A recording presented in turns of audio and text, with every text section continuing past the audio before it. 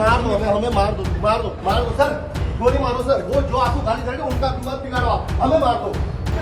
अरे जब नमाज पढ़ते तब क्या करते हैं? रास्ता तो अब खुल ही जाएगा परमानेंट। राजधानी देहरादून के थाना रोड क्षेत्र में सोमवार को मसूरी देहरादून विकास प्राधिकरण MDDA द्वारा एक मस्जिद परिसर को सील किए जाने के बाद इलाके में हलचल का माहौल बन गया। भारी पुलिस बल की मौजूदगी में MDDA की टीम ने मस्जिद परिसर के विभिन्न कमरों के साथ मुख्य प्रवेश द्वार को भी सील कर दिया। MDDA का कहना है कि परिसर में किया गया निर्माण अवैध पाया गया था और संबंध में प्रबंधन पक्ष को पूर्व में कई नोटिस जारी किए गए थे। विभागीय प्रक्रिया पूरी होने के बाद यह कार्रवाई की गई। बताया जा रहा है कि 27 मई को भी सीलिंग संबंधी नोटिस जारी किया गया था। वहीं मस्जिद प्रबंधन और स्थानीय लोगों ने कार्रवाई का विरोध करते हुए आरोप लगाया कि नोटिस में सीमित क्षेत्र को सील करने का उल्लेख था, लेकिन पूरी मस्जिद और परिसर को सील कर दिया गया। उनका कहना है कि इससे लोगों में नाराजगी और असमंजस की स्थिति है। मौके पर किसी भी अप्रिय स्थिति से निपटने के लिए भारी पुलिस बल तैनात रहा। फिलहाल परिसर सील है और मामले को लेकर दोनों पक्ष अपने अपने तर्क रख रहे हैं। अब MDDA के विस्तृत आधिकारिक बयान और आगे की प्रशासनिक प्रक्रिया पर सभी की नजर टिकी है।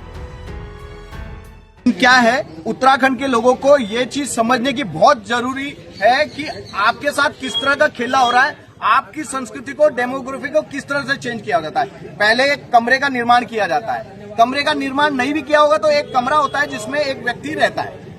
अब वो व्यक्ति उसमें रहता है तो उस व्यक्ति को क्या करते हैं, वो व्यक्ति आसपास के लोगों को बुलाने लग जाता है नमाज पढ़ने के लिए।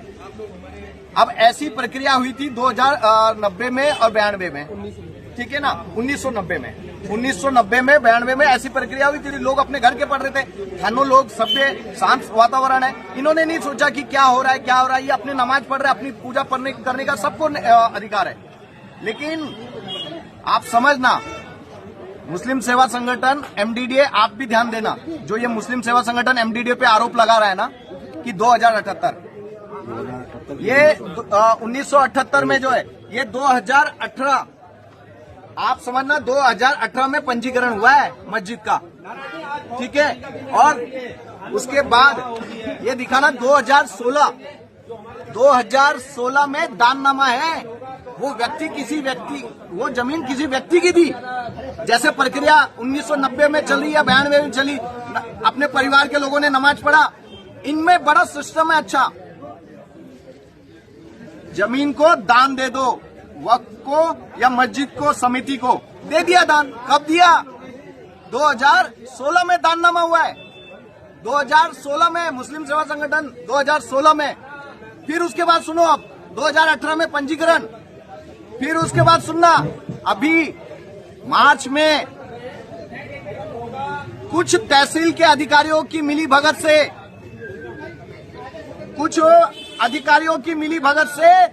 अभी दाखला भी चढ़ गया। कब? 2026। माननीय मुख्यमंत्री जी से मेरा निवेदन है और मुख्य सचिव से निवेदन है, प्रशासन से निवेदन है, आप समझना, मैं आपके संज्ञान में भी ला रहा हूं, क्योंकि आप अपने देवभूमि को बचाने के लिए जो भरघोस कार्य वो कर रहे हैं, आपका कार्य सराहनीय। लेकिन ये अधिकारी क्या कर रहे हैं, आप समझना। 2016 में दाननामा हुआ, 2018 में पंजीकरण हुआ, 2026 में दाखला हुआ है। उधम सिंह नगर के खटीमा में सफाई कर्मचारियों ने पूर्व दर्जा प्राप्त राज्य मंत्री संतोष गौरव के खिलाफ सोशल मीडिया पर की गई कथित आपत्तिजनक टिप्पणियों, जाति सूचक शब्दों और धमकी के विरोध में प्रदर्शन किया। कर्मचारियों ने खटीमा कोतवाली पहुंचकर आरोपियों की गिरफ्तारी की मांग की है। विवाद की शुरुआत 28 मई को एक सफाई कर्मचारी के साथ कथित मारपीट की घटना से हुई थी। आरोप है कि इसके बाद सोशल मीडिया पर पूर्व दर्जा प्राप्त राज्य मंत्री संतोष गौरव के खिलाफ आपत्तिजनक टिप्पणियां की गई, जिससे सफाई कर्मचारियों में आक्रोश फैल गया। महोदय जी, आज हम कोतवाली आने का विषय हमारा यह है कि 28 मार्च को ये बकरा ईद वाले दिन कुछ ट्रॉली में बवाल पाए जाने पर इन्होंने, बजरंग दल वालों ने कुछ हमारे कर्मचारियों पर हमला किया, मारपीट की। अपनी जान बचाकर वो भागा, तो उसमें हमारी सहकारी यूनियन को पता चला कि हमारी कौम को, हमारे समाज के व्यक्ति को इन लोगों ने बहुत बुरी तरीके से मारा। उसमें हम लोगों ने कार्रवाई की।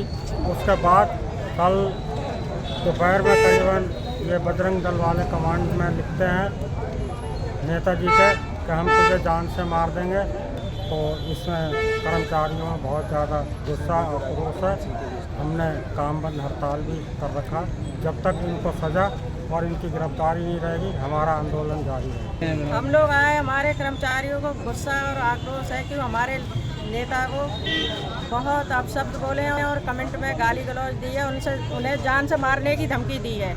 जब तक उसके ऊपर कार्रवाई नहीं होती हम काम बंद हड़ताल पे हैं और वो माफ़ी नहीं मांगता हमारे सारे कर्मचारियों के बीच में आके, तब तक हम काम नहीं जाएंगे। देखिए, अभी विगत कुछ दिवस पूर्व नगर पालिका के एक ट्रैक्टर में बकरीद के कुछ अवशेष डालने के संबंधी कुछ हिंदूवादी संगठनों का नगर पालिका से विवाद हुआ था और उसके पश्चात जो है कुछ सोशल मीडिया में बयानबाजी हुई है, जिसके संबंध में आज नगर पालिका के सफाई कर्मचारियों द्वारा जो पूर्व दर्जा राज्य मंत्री हैं श्री संतोष गौरव जी, उनके विरुद्ध कुछ अशोभनीय टिप्पणियां की गई हैं। इसके संबंध में प्रार्थना पत्र दिया है।